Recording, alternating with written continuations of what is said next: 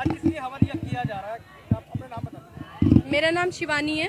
ये हवन जो किया जा रहा है, ये रेप पीड़िताओं के साथ जो भेदभाव किया जा रहा है उसके संदर्भ में ये हवन किया जा रहा है। ये परमात्मा से कामना है कि हे परमात्मा, जो भेदभाव कर रहे हैं उनको सद्बुद्धि दे, क्योंकि बेटी सबकी बराबर है, चाहे वो हाथरस की हो, बलरामपुर की हो या राजस्थान की हो।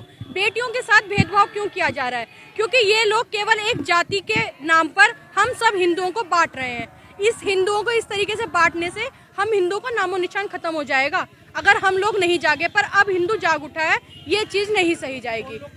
ये जो राजनीतिक पार्टी है तो सबको पता है, अपने मुंह से अगर हम एक बात बोलेंगे किसी के लिए, ये तो बुद्धिजीवी सब हैं।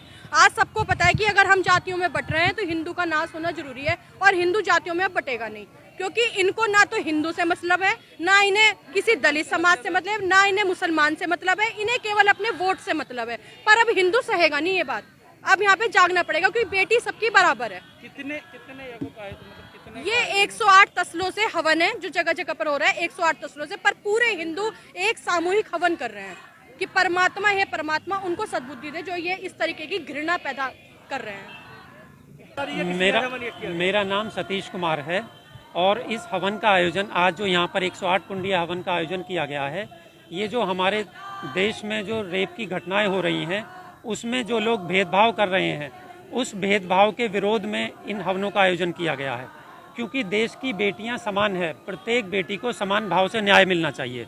जो लोग इन रेप की घटनाओं में भी भेदभाव की राजनीति कर रहे हैं, जातिगत आधार पर बांट के उनको न्याय के लिए जो विरोध कर रहे हैं, उन लोगों की सद्बुद्धि के लिए इन हवनों का आयोजन किया गया है। अच्छा, किन्हें दोषी मानते हो ऐसे घटनाओं को देने के लिए? हम पर्टिकुलर किसी को दोषी नहीं मानते, लेकिन जो इस तरीके का भेदभाव करने वाले लोग हैं उनको दोषी मानते हैं। अगर वो राजनीतिक तौर पे लोग हैं तो उन्हें सबके लिए समान, एक हाथरस की घटना पर ही क्यों जोर है?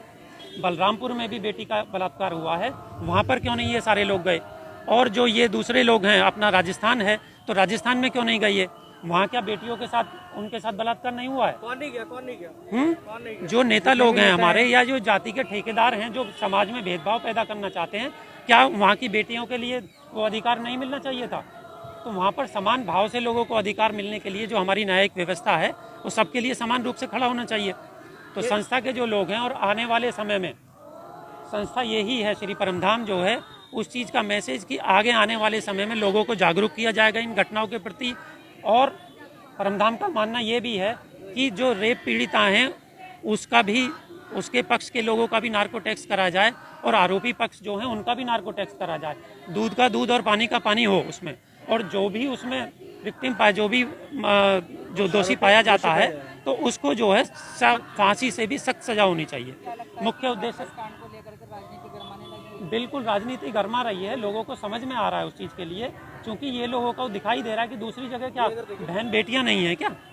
भाई जहाँ भी हैं, देश की प्रत्येक बेटी समान है, तो वहाँ जाकर क्यों नहीं खड़े हो रहे हैं? वोट की राजनीति चमका रहे हैं ये वोट की राजनीति जो है, क्योंकि यहाँ इलेक्शन आने वाले हैं, खत्म करें ये पॉलिटिकल टूरिज्म जो यहाँ पे बढ़ा कर रखा हुआ, और ये हम लोगों की जिम्मेदारी भी है, देश के नागरिकों की जिम्मेदारी है कि ऐसे लोगों को वोट के माध्यम से ही जवाब दिया जाए।